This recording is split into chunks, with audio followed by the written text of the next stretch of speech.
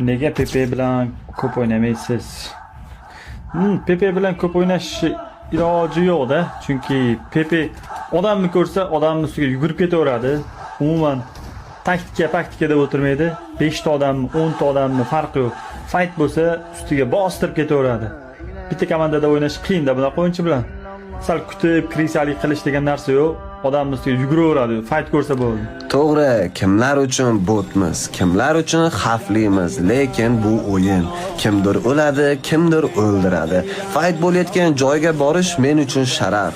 O'tni orasida o'lguncha kuchli fightning ichida o'lgan afzalroq deb bilaman. O'lib ketishdan qo'rqqan hech qachon cho'qqiga chiqa olmaydi. Shuni unutmanglar.